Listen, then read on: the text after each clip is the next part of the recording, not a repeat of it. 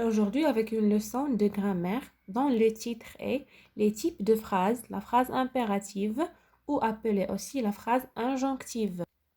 Donc observez avec moi ces phrases. La phrase A, arrête tes bêtises Leïla. La phrase B, ne cassez pas les branches des arbres. Et la phrase C, lavons-nous bien les mains.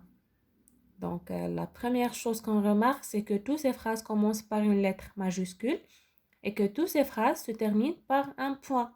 Soit un point simple comme la phrase A, soit un point d'exclamation comme la phrase B et C. Donc la première chose à retenir sur la phrase impérative, c'est qu'elle commence toujours par une majuscule et se termine par un point. Maintenant, observons les verbes soulignés. Le verbe arrêter, le verbe casser et le verbe laver. Donc ces trois verbes, bien les verbes de ces trois phrases, n'ont pas de sujet. D'accord? On dit que ces verbes sont conjugués à l'impératif présent. L'impératif présent. C'est quoi l'impératif présent? Donc, à l'impératif présent, le verbe n'a pas besoin de sujet et se conjugue seulement à trois personnes.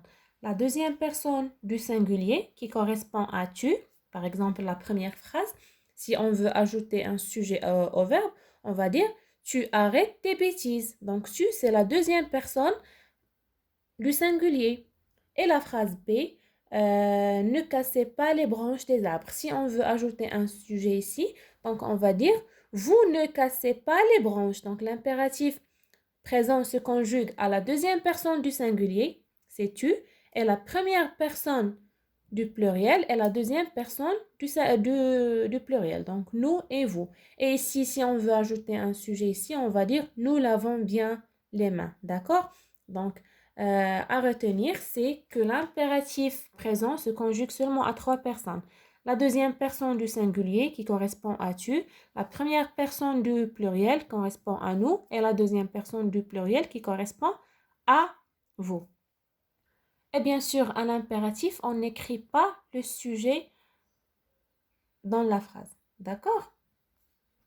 Donc voilà. La phrase impérative commence toujours par une lettre majuscule et se termine par un point simple ou point d'exclamation. Le verbe d'une phrase impérative est toujours conjugué à l'impératif présent. À l'impératif, le verbe ne se conjugue qu'à trois personnes. La deuxième personne du singulier, la première personne du pluriel et la deuxième personne du pluriel. Maintenant, analysons les phrases. Donc la phrase A, arrête tes bêtises Leïla. Dans cette phrase, on ordonne Leïla de cesser de faire les bêtises. Donc on donne un ordre. La phrase B, ne cassez pas les branches des arbres. Dans cette phrase, on interdit aux enfants de casser les branches des arbres. Donc on exprime une interdiction. Interdiction, ça veut dire ne pas faire quelque chose. Et la phrase C, lavons-nous bien les mains. Dans cette phrase, on conseille les autres de bien se laver les mains. Donc on donne un conseil. Donc, qu'est-ce qu'on va retenir de cette analyse? C'est que la phrase impérative sert à donner un ordre, exprimer une interdiction ou donner un conseil.